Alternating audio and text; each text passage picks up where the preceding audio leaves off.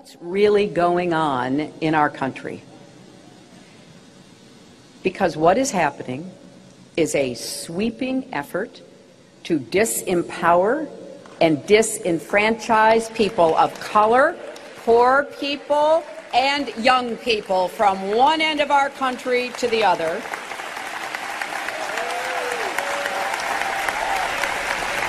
All right, folks, hour number 2, Steve Malzberg Show, Friday edition. Hillary Clinton, I guess, trying to overtake Barack Obama as the chief divider of our nation. Joining us now is Susan Ferrechio, Chief Congressional Correspondent at the Washington Examiner, panelist on the McLaughlin Group and Fox News Channel as well. Hello, Susan. Hi, Steve. All right, you know, a poll just came out from Rasmussen that showed 76% of Americans favor voter ID and 56% of Democrats favor voter ID.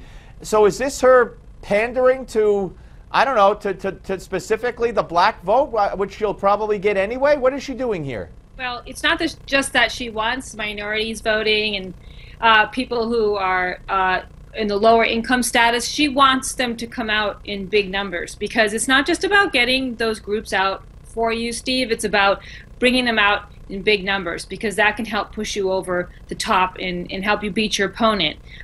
You don't forget, the president was able to bring out some record numbers for certain groups, and it helped him win. And I think Hillary Clinton doesn't want to lose that advantage, even though, you know, she's a completely different candidate than the president. But she can talk about some of the same issues. You know, the president has talked about voting, expanding voting rights, and now you have Mrs. Clinton talking about this 20-day voting period, extending voting. Yeah, and she makes it sort of into a civil rights issue and an issue of just people having the opportunity to vote.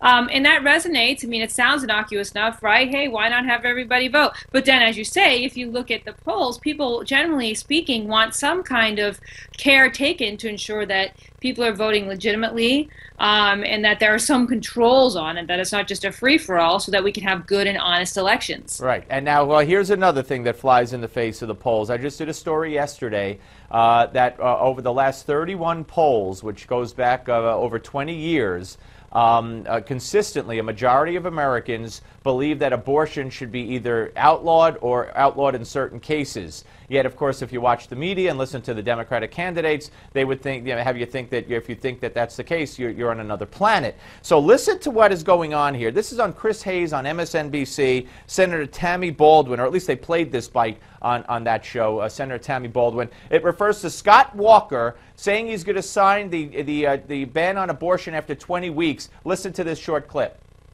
Well, this is Scott Walker's Todd Aiken moment. Todd Aiken moment. Chris Hayes agreed it was this Todd Aiken moment.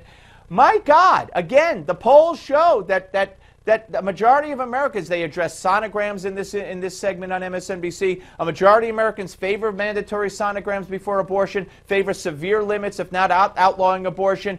And correct me if I'm wrong, Susan, but Bernie Sanders wrote that women like to be gang raped, fantasize about being gang raped by 3 different men at the same time. Nobody said, boo, that's not a Todd Aiken moment, but signing this abortion bill is? There's a double standard, clearly, but it's also about who's considered the bigger threat. Scott Walker is most certainly considered a bigger threat to Hillary Clinton than Bernie Sanders, who's 59 points behind her in the polls and has absolutely zero chance of being the nominee, unless every other candidate suddenly drops out at the last minute. So the Walker issue, you know, he's comparing it to Todd Aiken, the candidate in Missouri who described something to the liking of legitimate rape versus illegitimate. You know, of course, that is a lot different than what the polls are saying. Increasingly, which is, as you noted, increasingly the public is more uncomfortable with abortion and what it's about, and they are more open to the idea of putting limits and controls on abortion. That's what the public says. But for candidates in the Democratic side, it's a politically smart thing to try to spin it and say, hey, the Republicans are going to take away your rights. They turn it into a rights issue.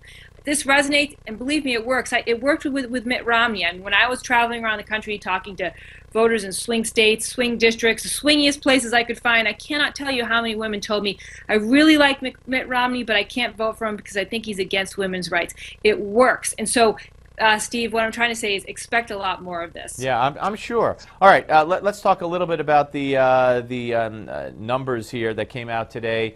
about 280,000 jobs created. But, you know, when you look at the real numbers, we still have 6 million and 6.5 million Americans working part-time, not by choice.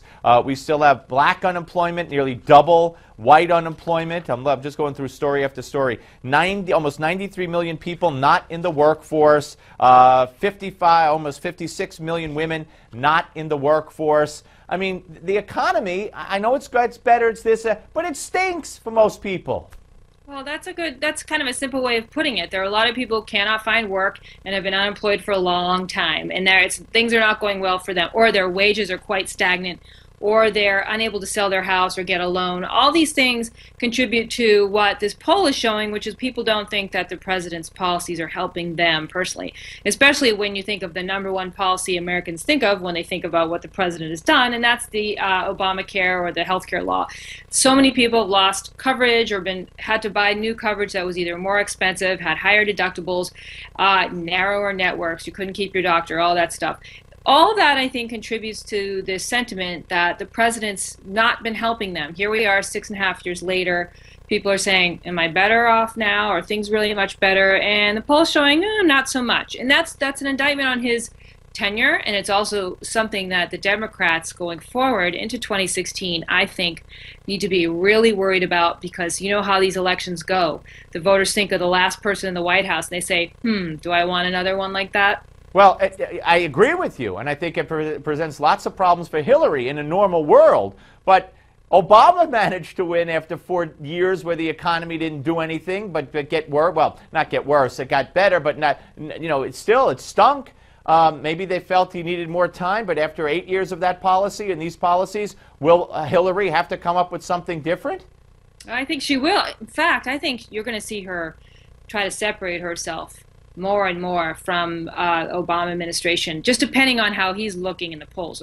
If suddenly things turn up and he becomes much more favorable, then you'll see her attach herself to him, align herself with him. But I think at this point she's going to try to blaze her own path, and without without heaping too much criticism on the president. But she's certainly not. I can picture her not having him on the campaign trail with her much if he's becoming very unpopular. Oh, yeah, I wouldn't be surprised. Plus, it'll be like Bush right before the president was elected. He didn't go around campaigning for anybody. Plus, I don't think he wants to go around with her, to be honest with you. All right, let me ask you this. You wrote a piece about the trade bill and the unions now. The Democrats are upset with the unions because they're arm twisting on the trade bill.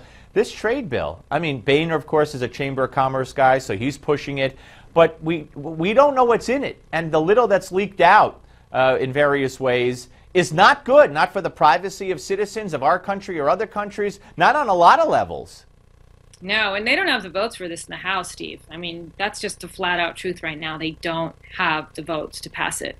I don't know how they're going to get them. I mean, you have each side calling on the other to produce the votes here, but the feeling about the Trade Promotion Authority is become increasingly negative, as well as the Trans-Pacific Partnership, which would come as a result of this.